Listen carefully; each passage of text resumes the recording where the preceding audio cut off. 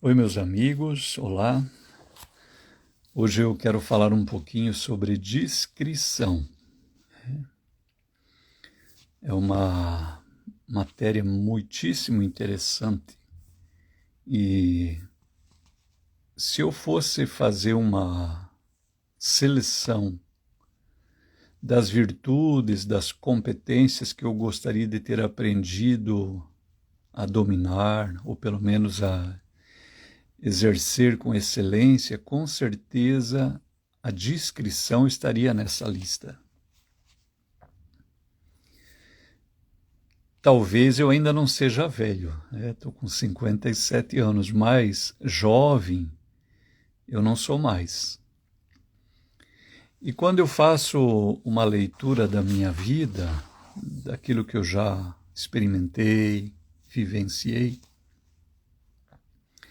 eu consigo identificar muitos pecados, infelizmente, muitos erros, muitas falhas. Oi, Jéssica, tudo bem? E algumas áreas eu noto que se eu tivesse aprendido a lidar com elas quando eu ainda era jovem, eu teria arrumado menos problema, teria me saído melhor em muitíssimas situações, entendeu? E teria também me poupado de muito aborrecimento. E uma virtude que eu noto que eu falhei muito nessa área é a discrição. Então, é por isso que eu quero hoje compartilhar com você essa ideia de ser discreto. A pessoa que tem discrição, ela não chama atenção. Especialmente, não chama atenção negativamente, que é o que a gente vai conversar daqui a pouquinho. Não chama atenção negativamente. Mas não é só isso, é o modelo de fala, é o volume, a maneira como entra e sai de um lugar, tudo isso fala de discrição. É o oposto também de ostentação, porque hoje uma parte da sociedade vive com bastante ostentação. E a discrição ela está na outra ponta. Então hoje, se eu fosse escolher virtudes que eu deveria ter me aprimorado nelas, eu escolheria a discrição, tá bem? A discrição, ela fala também sobre com quem nós conversamos. Quem são as pessoas que ouvem os nossos problemas? Porque eu acho que todo mundo tem problema. Pelo menos as pessoas que eu conheci, eu sempre achei que a maioria das pessoas tem problema. E aí, quando eu tenho discrição, eu escolho melhor. Quem são as pessoas que vão ouvir os meus problemas? E mais que isso, se eu desenvolvo essa virtude de ser discreto, eu considero mesmo se eu preciso, de fato, compartilhar algum problema que eu esteja vivendo. Porque, às vezes, eu acho que eu preciso falar com alguém. Mas se eu sou discreto, se eu já desenvolvi essa ferramenta, eu posso concluir que não é necessário. Tem coisas que eu não preciso falar para ninguém. Para ninguém mesmo? Sim, para ninguém mesmo. Então, eu escolhi algumas experiências que a maioria de nós conhecemos e hoje eu quero falar sobre aquela mulher que morava em Sunem. O texto é lá de 2 Reis, capítulo 4. E aquela mulher, o filho dela morreu. E morreu trabalhando com o pai lá no campo. E o pai manda o menino morrendo, moribundo, para casa. E a criança morre no colo da mãe. Então a mulher, ela manda que um criado prepare um animal, porque ela vai buscar o profeta. E o marido diz assim, por que você mandou arrumar um animal? É lua nova, é sábado, enfim, tem algum evento religioso? Ela falou, vai tudo bem. Depois, quando ela está andando no caminho e o profeta vê ela de longe, ele manda que o ajudante Vá perguntar para a mulher se está tudo bem. E ela fala que está tudo bem. Bom, ela só conversa com o profeta.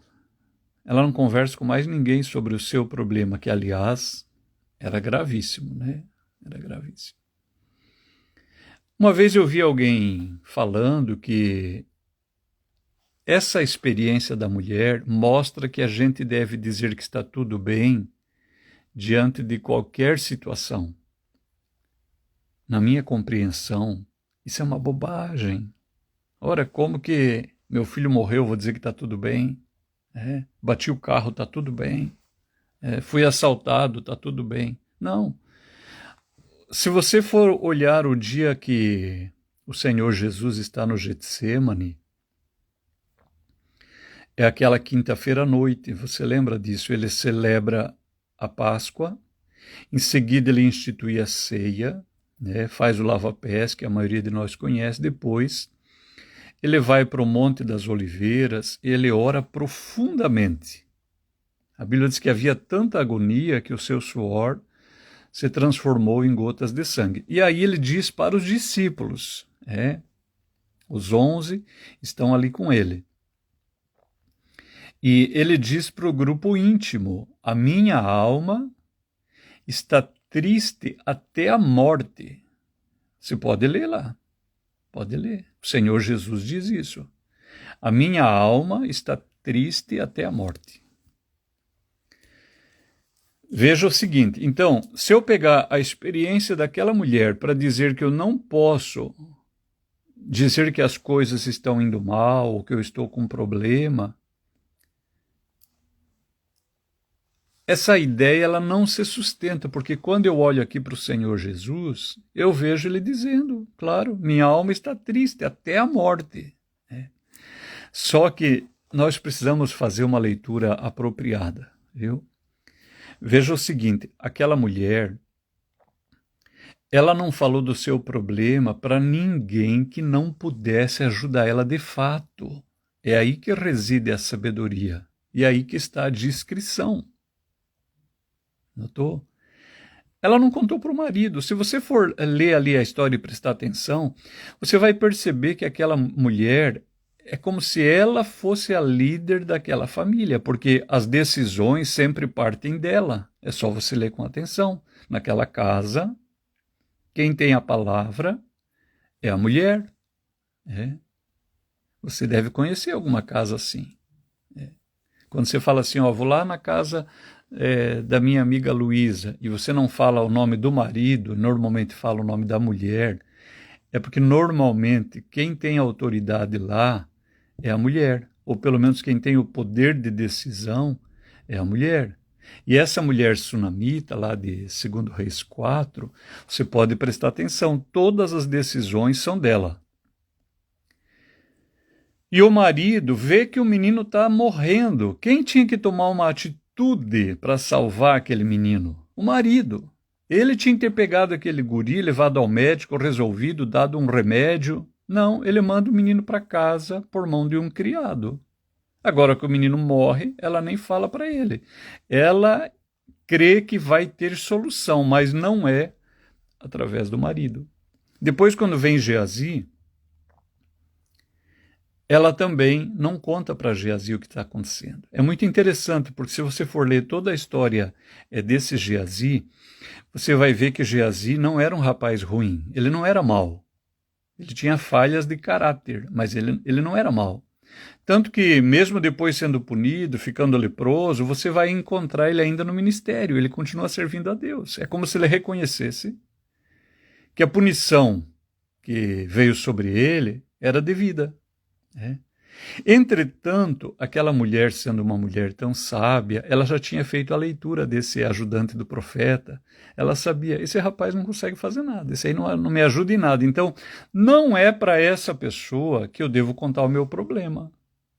Por que eu vou contar o meu problema para o ajudante do profeta, se o ajudante do profeta não tem o poder de resolver o meu problema? Notou? Então, não é que eu tenho que dizer que está tudo bem. Ora, se não está bem, não está bem. Só que eu preciso saber para quem é que eu conto isso. tá bom? Então isso tem a ver com discrição, tem a ver com seletividade. Agora, na outra ponta, eu tenho o Senhor Jesus dizendo: a minha alma está triste até a morte.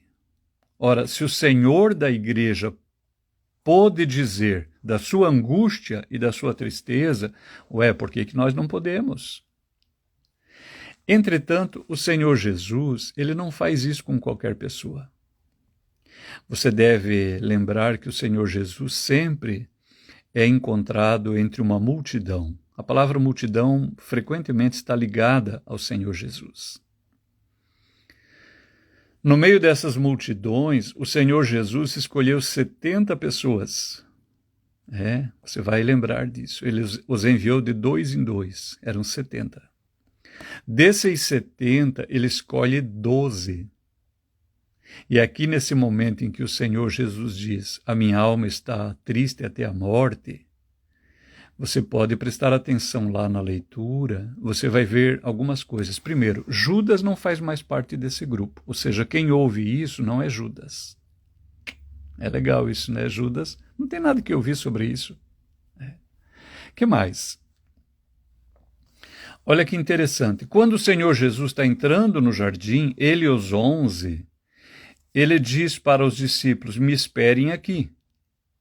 E eles ficam todos esperando. E aí ele escolhe Pedro, Tiago e João, e é com esses que ele avança para dentro do jardim. São esses, Pedro, Tiago e João, são esses que vão ouvir o desabafo do Senhor. A minha alma está triste até a morte. Então, hoje, nesse meu tema aqui, essa breve reflexão sobre discrição, se você me permite, eu queria perguntar para você: para quem você conta os teus problemas? Para quem? E eu não estou aqui espiritualizando, tá bem? Eu não estou falando do Senhor Jesus, não é isso que eu estou falando. Eu estou falando de gente como eu e você. Para quem é que você conta o seu problema? Essas experiências que eu citei, elas não são gratuitas, elas não estão acidentalmente, elas estão aí para a gente aprender. Eu não devo contar o meu problema para todo mundo. Por quê? Porque se eu conto o meu problema para quem me ama de fato, para quem está junto comigo, o meu problema pode ser um endividamento, pode ser uma enfermidade, pode ser um pecado, pode ser uma falha de caráter que eu perceba em mim, enfim.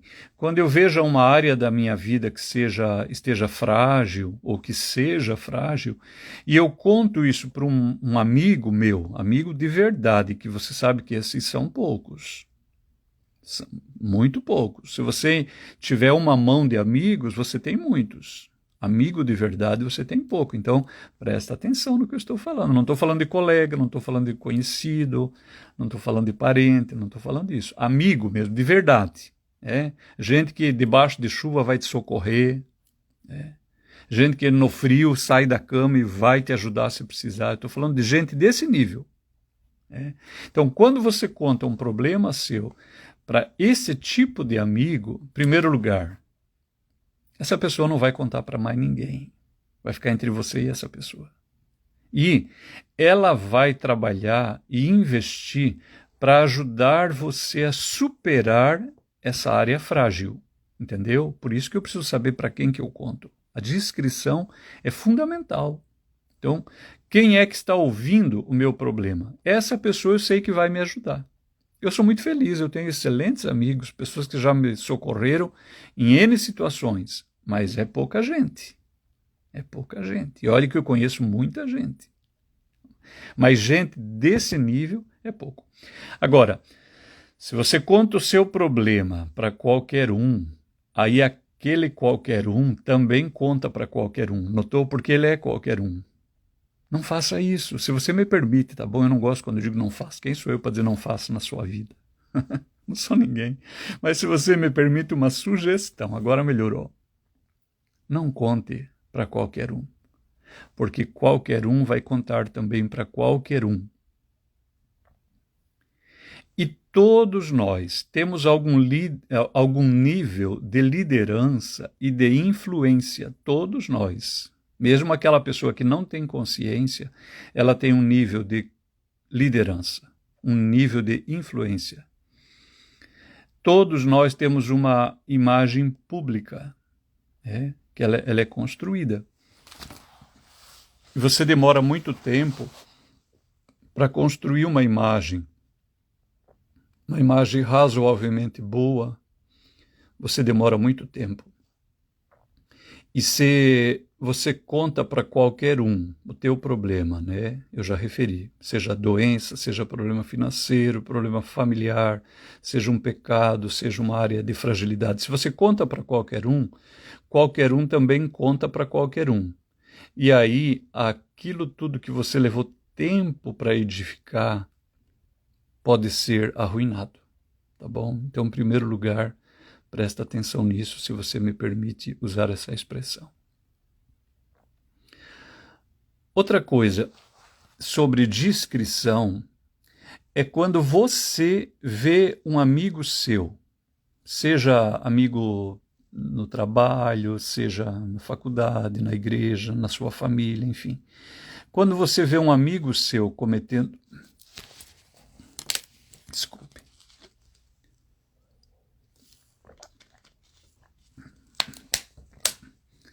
Desculpe. A minha voz, ela falha. Daqui 10 segundos já volta. Quando você vê um amigo seu fazendo algo errado, qual é a maneira certa de se comportar? E aqui eu vou me reportar ao Senhor Jesus. Isso que eu vou dizer está registrado lá em Mateus 18. O Senhor Jesus diz assim: se você vê uma pessoa envolvida no erro, você sozinho deve ir lá conversar com teu irmão. Percebeu? Você sozinho. Repito, que eu falei lá no começo, se eu soubesse o que sei hoje, entre as ferramentas que eu gostaria de ter desenvolvido melhor para a minha vida, está a discrição. Eu queria ter sido muito mais discreto, mas muito mais discreto. Eu acho que eu fui, 10% do que eu gostaria de ter sido. Muito discreto, muito. Acredite em mim, é uma ferramenta fantástica. O Senhor Jesus disse, se você vê seu amigo fazendo uma coisa errada, não é para você falar para ninguém. Eu vou falar para o patrão aqui da empresa. Jesus disse que não é para você falar para o patrão. Né? Eu vi um crente cometendo um pecado, vi uma pessoa aqui da igreja, vou falar para o pastor, vou falar para o padre. Jesus falou, não é para falar para ninguém. Não é muito legal isso? Por isso que o Senhor Jesus é o Senhor Jesus, né? A gente às vezes fica tentado. Tal pessoa se envolveu num pecado, eu preciso conversar com o pastor. Jesus falou, não, você não precisa conversar com o pastor. Você não precisa ir conversar com o padre. É para você ir conversar direto com a pessoa.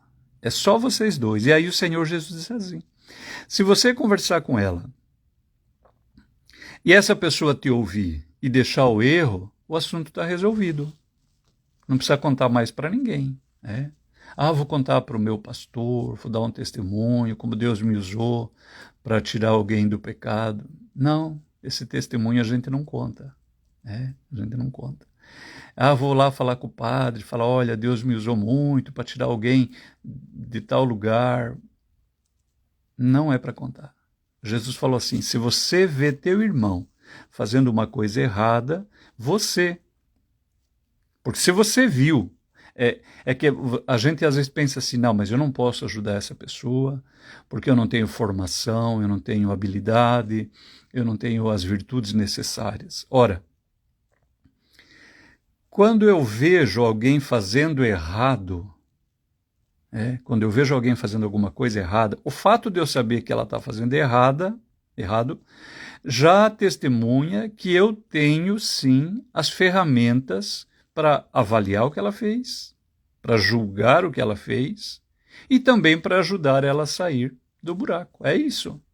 Porque se eu não tivesse as ferramentas, então eu não perceberia. Notou? Eu não perceberia. É possível que uma criança, vendo um adulto fazendo uma coisa errada, ele nem perceba que está errado. Talvez uma criança não perceba. Você sabe que a criança, por exemplo, ela não entende ironia. A criança não entende isso. Então, uma criança, um adolescente, uma pessoa que não tenha preparo, ela pode olhar uma situação e não perceber o erro. Mas se eu entendi que aquilo que está acontecendo é errado, significa que eu tenho sim as ferramentas para ir lá e ajudar essa pessoa. E aí Jesus diz, se você conseguiu ajudar, está resolvido. O assunto acabou. Por último lugar, sobre discrição, tá? Esse é o nosso assunto hoje. Gente, repito, eu estou aqui quase num confessionário, tá? Eu estou quase fazendo o que eu falei para você não fazer. Eu estou falando para você não falar dos teus problemas para todo mundo, mas estou aqui falando com todo mundo. Né? Mas eu não vou contar detalhes, fique tranquilo. Então, uma outra área que é fantástico a gente prestar atenção, você está numa reunião, e quando a gente é novo, a gente é idealista, a gente sonha, é pouco realista, a gente é muito otimista, né? Ou é muito otimista ou muito pessimista, mas é pouco realista.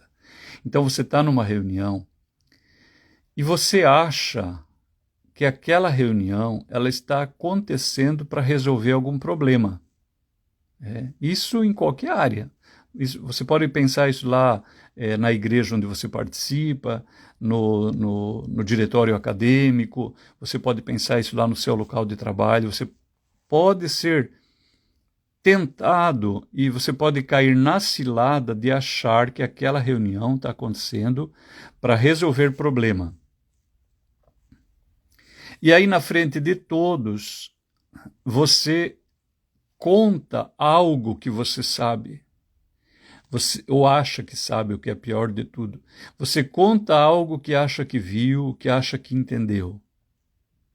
Se você me permite uma palavra, já que o nosso tema é discrição, tendo uma reunião, fale o mínimo possível, mas o mínimo possível, só se você tiver que falar e cuide no que você vai falar. Por quê? É muita inocência pensar que um problema vai ser trazido para uma reunião. O problema, ele já foi elencado antes. O problema já foi discutido antes com as pessoas que têm o poder de decisão. Seja a reunião que for. Seja o lugar que for. O problema, ele já foi discutido. Pode me acreditar. Se você que está aqui comigo tem poder de decisão, sabe o que eu estou falando. Antes da reunião, as pessoas que têm o poder de decisão já discutiram o assunto e possivelmente já adotaram medidas ou vão adotar. E aí é feita essa reunião, que é quase uma prestação de contas, e quando a gente é inexperiente, a gente acha que está participando do processo deliberativo e fala, e conta coisas. E se empolga. Eu não faria isso. Se eu acho que eu preciso falar alguma coisa, eu espero a reunião terminar, e se for possível ainda, porque às vezes o tempo de discussão já acabou. Então, se já acabou, esquece mesmo. Mas se o tempo de discussão ainda está aberta, eu falaria particularmente só com uma pessoa, só uma, daquelas pessoas que têm o poder de decisão. Notou? E dentro dessa questão agora de falar assim no lugar com mais gente, numa reunião, se você está fazendo um curso, da natureza que for, e você achar que você está sendo preterido, que alguém que está dando a aula não está dando atenção para você, e você pagou a matrícula igual a todo mundo, mas o professor, enfim, o palestrante está preferindo um grupo, não reclame disso publicamente. Porque você pode se levantar lá no fundo da sala, reclamar publicamente, 2, 3 à tua volta apoiam você, aplaudem você, mas isso vai fazer mal para você, isso não vai fazer bem. Então, se você estiver num curso, numa sala de aula, num evento, e você pagou por aquilo, e você nota que você está sendo deixado de lado, está sendo preterido, espera o coffee break, vai ter uma pausa. E aí vai conversar particularmente com o professor, conversa particularmente com o palestrante. E seja gentil, chegue elogiando. Essa é uma tática fantástica. Fala, olha que curso maravilhoso, que palestra. Eu estou tendo um pouquinho de dificuldade porque eu não estou ainda bem enfronhado na área, né? Não é exatamente o meu perfil, mas eu me apaixonei pelo assunto, quero melhorar. Será que o senhor pode me dar uma dica, entendeu? Aí você cria uma relação com essa pessoa, porque naquele momento aquela pessoa é autoridade, ok? Então, se você me permite, seja discreto e viva uma vida muito mais feliz, tá bom? Obrigado de ficar comigo, um abraço, excelente dia.